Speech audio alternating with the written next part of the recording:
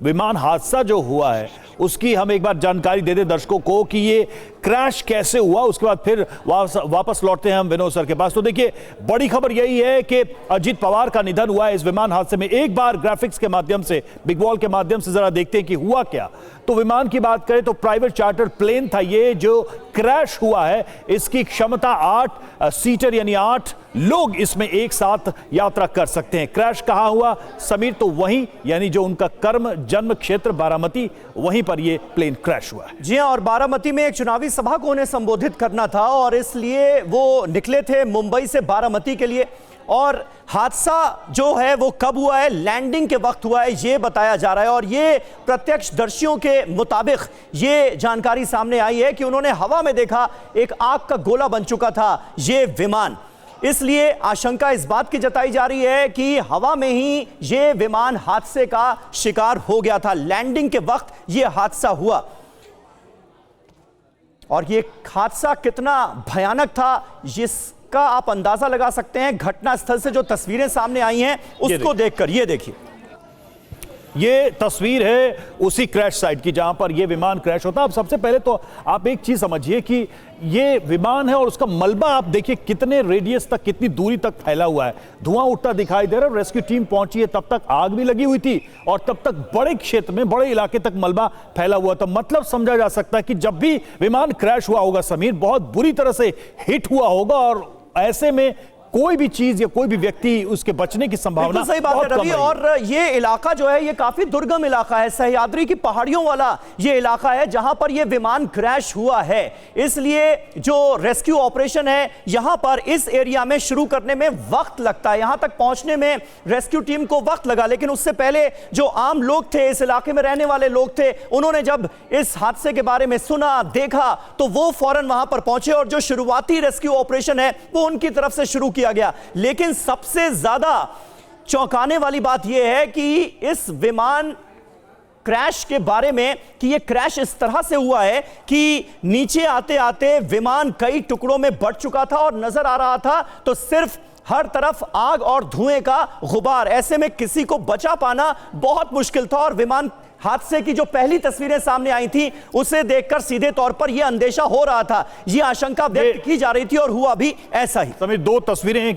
आपकी तरफ तस्वीरें जब एग्जैक्टली जब हुआ होगा 8:45 का समय बताया गया और क्रैश होने के बाद तब तक देखिए आग की लपटें यहां उठती दिखाई दे रही है। बहुत ज्यादा लोग भी तब यहां पर आसपास हमें नहीं दिखाई दे रहे हैं। ये तब की तस्वीरें हैं जब ये विमान क्रैश ही हुआ था और तब तक आग। बिल्कुल, और इन तस्वीरों में 8-10 लोग हमें नजर आ रहे हैं जो कि सबसे पहले घटनास्थल पर पहुंचे थे।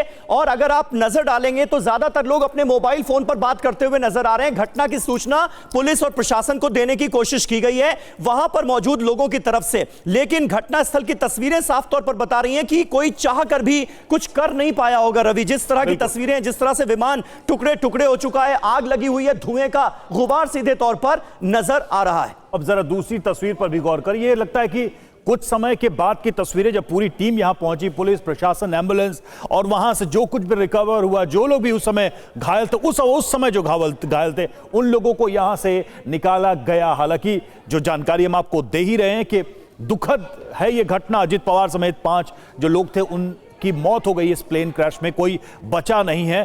तस्वीरें जो हमने आपको दिखाई उसी से पता चलता है कि कितना भयानक ये विमान हादसा है।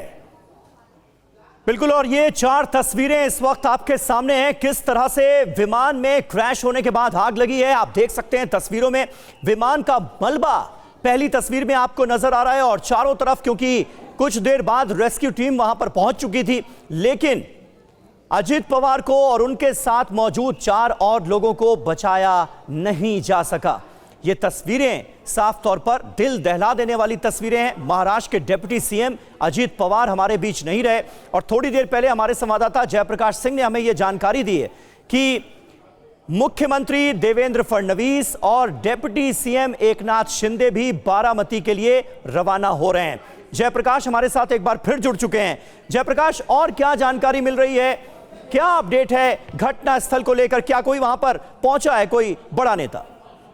देखिए समीर, अभी जीएमसी अस्पताल है बारामती का, वहां पर समर्थकों की बहुत बड़ी भीड़ वहां पर लग गई है। अजीत पवार के जो पार्टी के कार्यकर्ता हैं, जो वहां के गांव वाले हैं, उनके समर्थक हैं। अस्पताल का गेट बंद कर दिया गया है। अजीत पवार जो इंजर्ड होने के बाद जीएमसी अस्पताल ले जाए गए और जीएमसी अस्पताल में ही उनका वहां पर जो इलाज है, शुरुआती जो प्राथमिक इलाज है वो किया जा रहा था। तो वहां पर समर्थकों की बहुत बड़ी भीड़ है। विजुअल्स में आप देख सकते हैं कि किस तरह से वहां पर जो समर्थक है वो गेट खुलवाने के लिए जो है वहां पर हंगामा कर रहे हैं और वहां पर समर्थकों की भीड़ लगातार बढ़ती जा रही है। अगल बगल के गांव वाले, तहसील वाले, जिले वाले, जो पुणे ग्रामीण के जो जिले के लोग हैं, अलग अलग तहसीलों के लोग हैं, वो वहां पर पहुंच रहे हैं क्योंकि जिस जगह पर यह हादसा हुआ है वो अजीत पवार का बहुत स्ट्रॉन्ग होल्ड जो बेल्ट अगर हम कहें तो ये सही होगा, क्योंकि होम टाउन है अजीत पवार का और उसी होम टाउन में उनका प्लेन क्रैश हुआ और वहां पर पहाड़ी इलाकों में उनका प्लेन गिरा और उसमें उनकी दुखद मौत हुई है। तो ये जो घटना है, इस घटना के बाद लोगों में बहुत ज्यादा गुस्सा है, लोगों में बहुत ज्यादा जो है दुख है और वो अस्पताल की ओर रुख कर रहे हैं। समीर जेपी, और जब ये प्लेन क्रैश हुआ तो इसकी सूचना प्रशासन को कैसे मिली? क्या पहले से ही इस बात का अंदाजा था कि ये प्लेन किसका है, या स्थानीय लोगों ने जो है उन लोगों ने सूचना दी प्रशासन को? एक बार सुनते हैं सबसे पहले।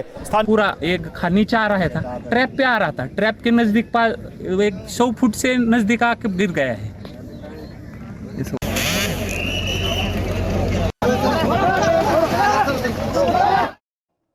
तो देखिए, स्थानीय लोग बता रहे हैं जब वो वहां पर मौजूद थे, आंखों देखी कि ये हादसा कैसे हुआ। जेपी हमारे साथ जुड़े हुए हैं। जेपी, ये सवाल वही था कि ये सूचना प्रशासन को कैसे, कब तक मिली? चूंकि स्थानीय लोग, बहुत सारे लोग बता रहे हैं कैमरे पर कि उन्होंने हादसे को होते हुए देखा अपनी आंखों से।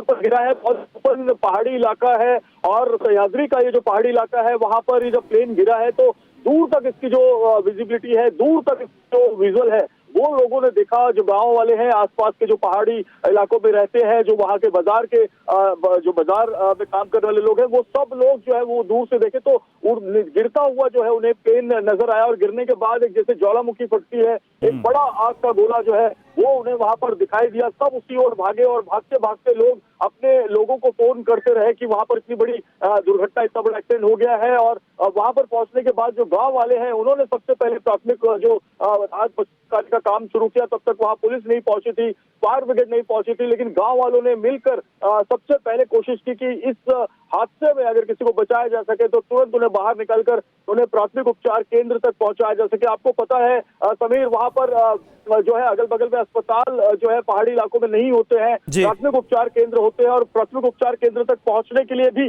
वहां पर कोई व्हीकल उस समय मौजूद नहीं थे, तो मोटरसाइकिल पर ही उनको ले जाया गया या फिर व्हीकल का इंतजार किया गया। ये तमाम अपुष्ट जो बातें हैं वो वहां पर जैसे जैसे गांव वालों के जो बयान आएंगे, जैसे जैसे एडमिनिस्ट्रेशन के बयान आएंगे, उसके बाद ये सारी बातें जो है वो क्लियर होती जाएंगी। लेकिन जो दृश्य नजर आ रहे हैं वो बहुत ही भयानक है। कैप्टन साहिल मदान जो director of Infly aviation private limited के थे, वो इस फ्लाइट को उड़ा रहे थे, उनका भी इस हादसे में दुखद निधन हुआ है। इसके अलावा जो कैप्टन यश नाम है वो को पायलट थे, उनका भी इस हादसे